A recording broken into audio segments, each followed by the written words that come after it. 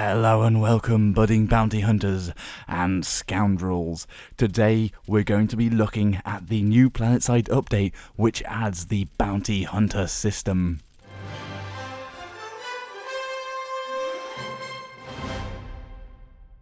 So if you didn't know, on the 2nd of October, the Daybreak team released the bounty system.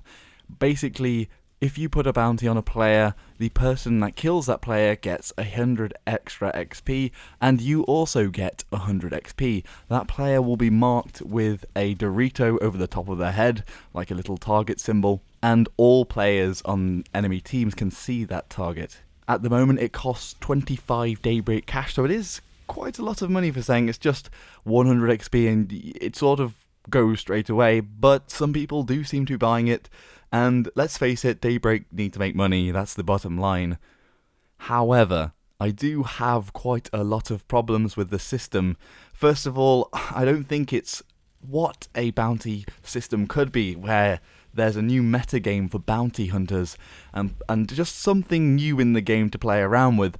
This is more just like a petty, I'm angry at you button, and I don't think it's been thought out that well.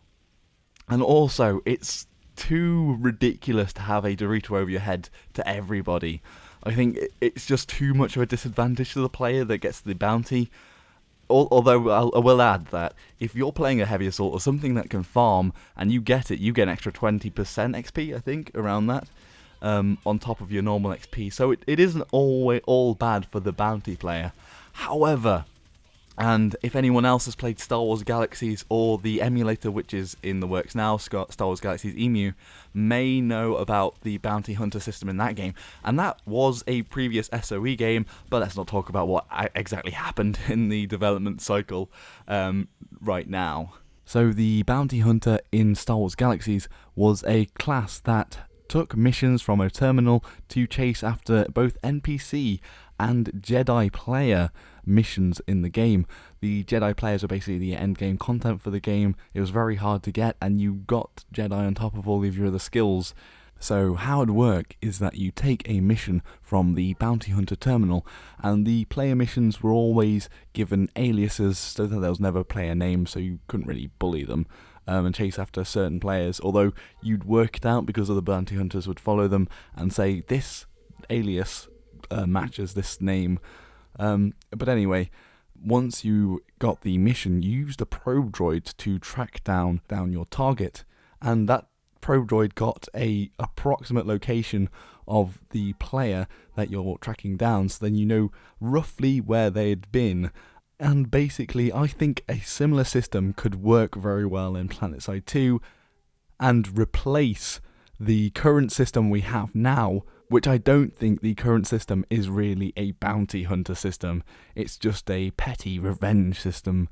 So anyway, I'm not a developer, so I don't know how difficult it would be to implement this and tweak the current bounty system. But as I could see it, the very basics would be that there'd need to be a terminal in the warp gate that would pick up the missions that were given by players that asked for a bounty to be placed on a player. These would come up with aliases. It could be funny aliases as well, like Desperado Dan, or it could be anything. But once people pick up those missions, then they'll be given an approximate location of where that player was. And because there is a grid system in the game, an XY system, you should be able to work out where the player is by using the map and doing a bit of an ordnance survey. And I think this would address the problem that all players can see that Dorito above a bountied player, which is such a massive disadvantage. It's such a disadvantage to infiltrators that are invisible, or to light assaults that have taken the high ground and that are being sneaky. It's just too much of a handicap to the bountied players. Then the rewards could be slightly higher for the player that actually picks up the bounty, and maybe even for the person that places the bounty, because it could be quite a while before the person's killed. And I think it would add a lot more meta to the game. It'd be a whole new playstyle, a whole new outside game within the game. And I think it could spur people on when they get the bounty to say, I'm actually being hunted now, I know a bounty hunter's coming after me, I need some help from my squad mates and my outfit mates, let's protect me from this bounty hunter that's coming, or several bounty hunters that are trying to claim my bounty. I think, and it works in an MMO setting and in a game that is open world pretty much, and with several planets, because you might get a bounty where it's on a different planet and they could move very fast across the map. I don't know how you do the updates on the tracking, maybe you'd have to keep going back to the terminal. But I think you could also expand this.